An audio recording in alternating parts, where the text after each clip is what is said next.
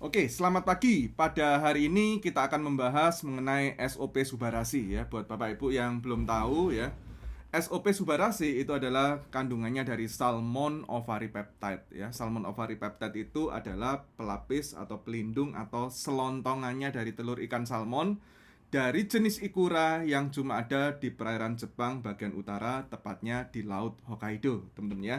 Nah, ini SOP Subarasi ini kalau Bapak Ibu ya, lihat ya kemasannya warna biru.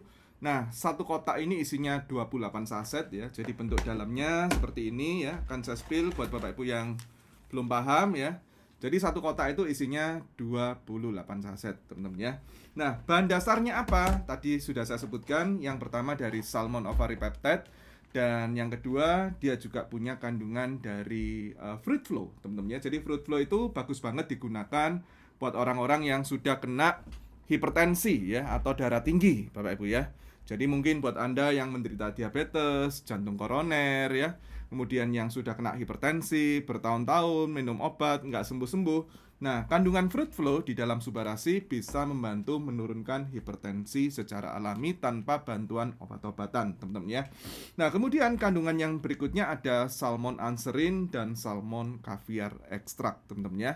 Nah, jadi peptida tadi yang ada di dalam kandungan SOP Subarasi, teman-teman ya, itu mengandung yang namanya asam amino. Nah, asam amino ini dihasilkan dari protein. Proteinnya dari mana tadi? Ikan salmon, Bapak Ibu ya.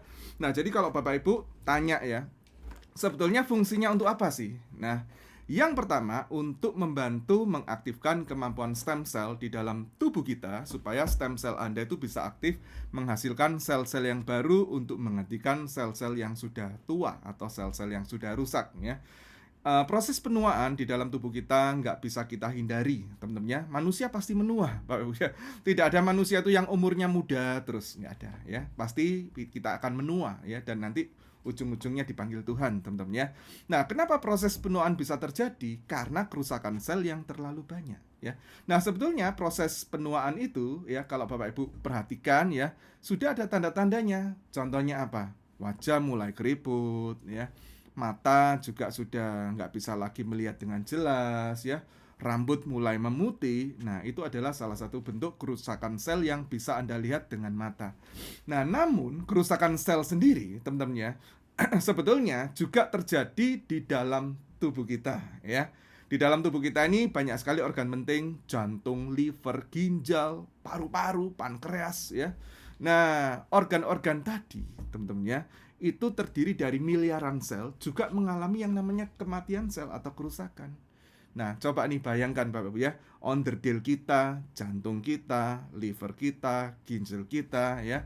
Nah, semakin hari teman-teman ya, sel yang mati semakin banyak. Nah, makanya Bapak Ibu penting sekali untuk Anda bisa membantu memberikan makan ya untuk sel tubuh kita. Jadi ini adalah makanan yang bagus buat sel tubuh Anda. Apa sih makanan sel tubuh kita? Asam amino. Jadi kalau Bapak tanya, Ibu tanya ya, ini adalah superfood ya yang punya kandungan asam amino yang sangat tinggi yang berfungsi untuk men-trigger, mengaktifkan kemampuan daripada stem cell di dalam tubuh kita ya untuk produksi sel-sel baru dan menggantikan sel-sel yang sudah rusak ya. Nah, nanti kalau buat Bapak Ibu yang masih ada pertanyaan ya, ketikkan saja pertanyaan kamu di kolom komentar ya, di kolom chat, dan nanti akan saya jawab lewat VT ya. Semoga informasi yang saya bagikan hari ini bisa berguna, membantu buat Anda. Yang belum follow, jangan lupa follow, klik subscribe teman-teman ya. Anda juga bisa bagikan link ini kepada orang-orang yang mungkin sedang berjuang dengan kondisi kesehatannya sekarang. Ya, tetap semangat, salam sehat dan salam konnichiwa.